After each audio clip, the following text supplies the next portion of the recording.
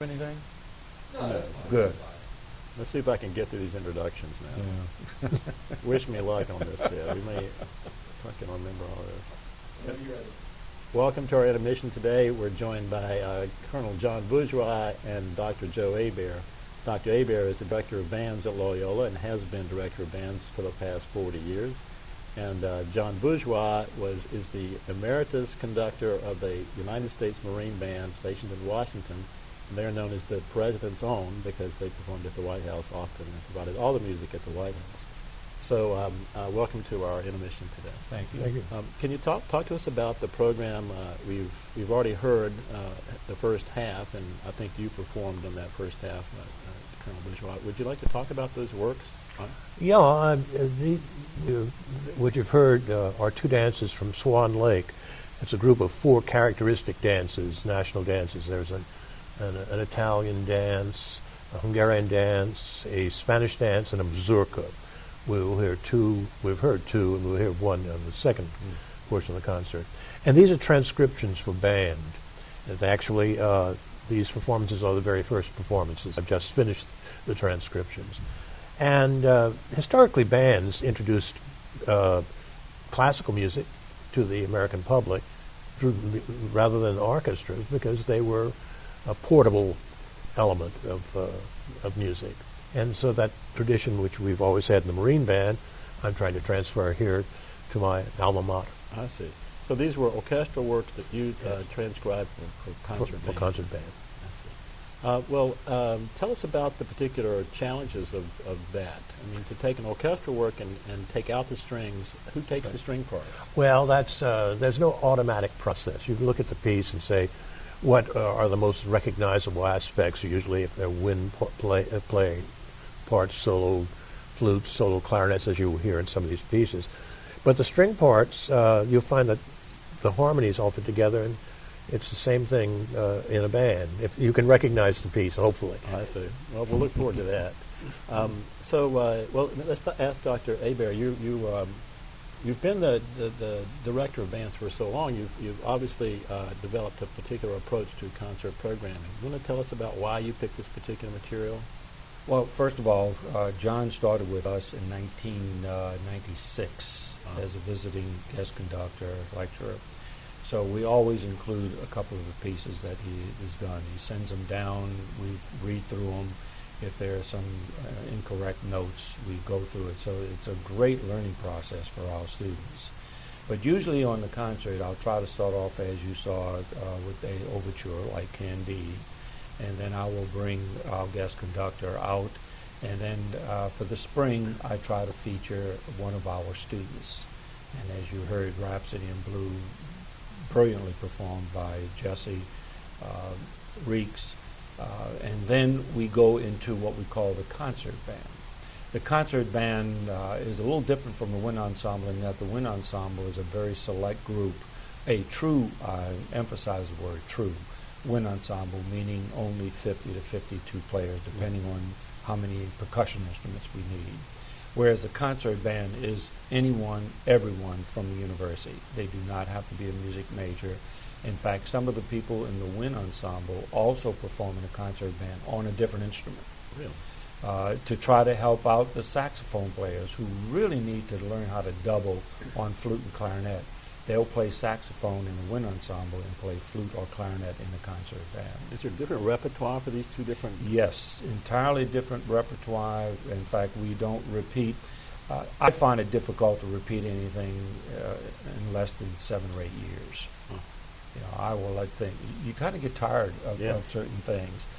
We invite a composer down each year. We had a gentleman by the name of Mark Camphouse, who was here in March. We invite 3 to 5 high school bands that must send an audition tape. They must play one selection by the visiting composer. The visiting composer works with that band for a half hour, no ratings. It's a great educational adventure for the kids. And we do an hour concert of just the music of that composer. And I have to tell you, after doing an hour's worth of that composer's, regardless of who it is, you get a little tired of it. Yeah. You don't want to play that composer for another 3-4 years. Right. We'll not tell Mr. Camphouse. Yeah, without telling Mr. Camphouse that. No, it was enjoyable to have him down here. Yes. But the second group that you will hear is the concert band. And towards the end, we have a group that everyone thoroughly enjoys. But I could play him. That you could play in. That group is called the Wednesday Morning Method Class Bad Band. All those people who are in the Bachelor of Music Education degree must learn how to play all the different instruments that are in band and orchestra. So let's say they are a trumpet major. They have to learn all the woodwind instruments. Right. So they spend about 6 weeks on all the major components of the woodwind section, strings and brass.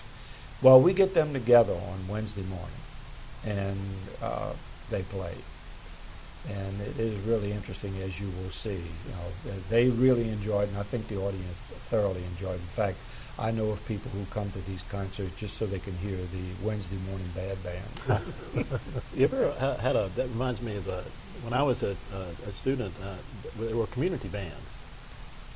What do you think about that? Should we have a community band in this community? We Well, do. we have We do. several of them. Oh, good. Tell us about that. Yes, you have the New Orleans Concert Band, which rehearses at the University of New Orleans. We have the Crescent City Wind Symphony, which rehearses here at Loyola.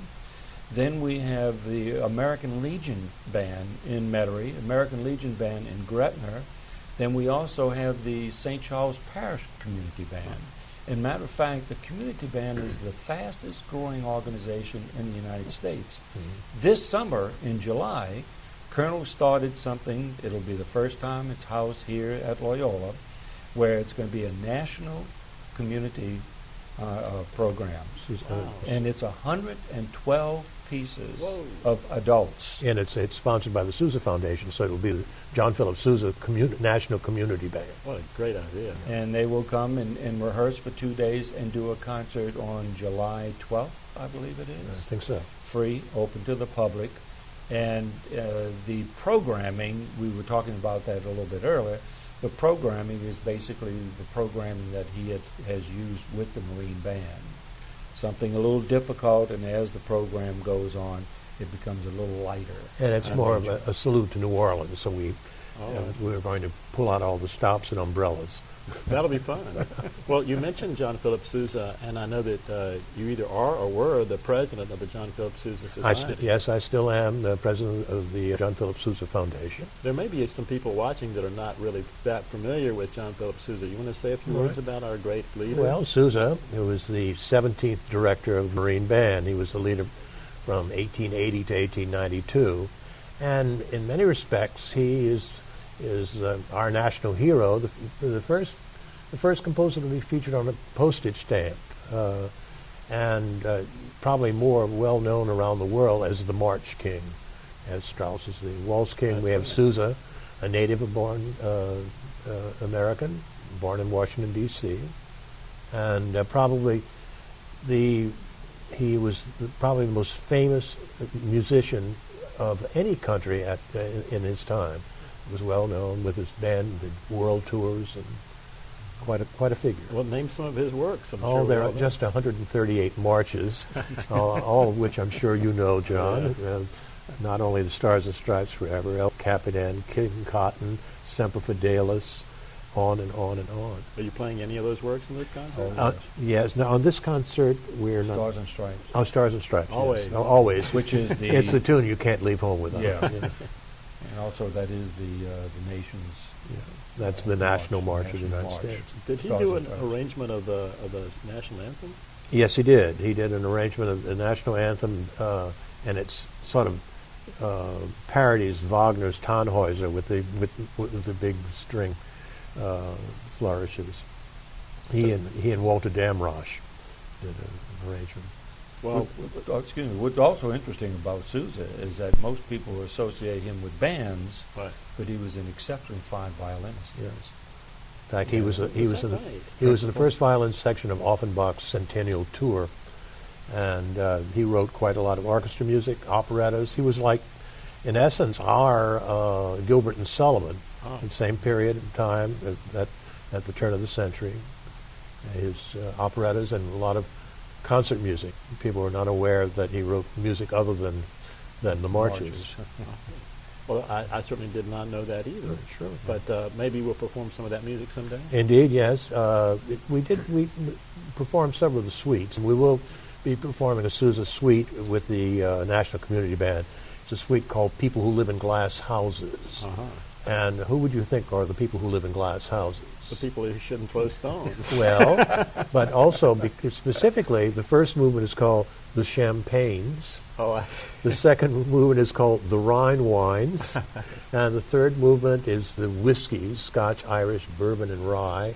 And the last movement is the Convention of the Cordials. oh, I Cordials. see. A different take on the old cliche. Right. Well, is there anything you'd like to say in conclusion about what's happening? This is being shown during the intermission, about what's going to happen next that we should listen for that's of particular interest? On the second half of the Yeah. concert, again, we're doing the third of the dances from Swan Lake, and a march that could have some relevance to New Orleans. The old French composer Hebert. It's a march from an opera, Gustave III, and Hebert was quite popular in New Orleans in the early days of the old French opera. Oh, yeah. Well, we'll look forward to that. Anything from you, Dr. No, I was just saying that we will be doing Toccata Marziale, English, and Handel in the Strand, which is Percy Granger. Oh, yeah. And then we always try to include a contemporary composer. And we're going to be doing one by a gentleman by the name of Hazel, which is quite exciting, as you will see. And of course, then we have to have our Wednesday morning bad band. Well, we look forward to all of that, and thank you very much for joining Thank us. you. And we'll see you after this is over. Thank you very much for being here. We'll talk to you after the concert. Bye-bye. Why don't we have you play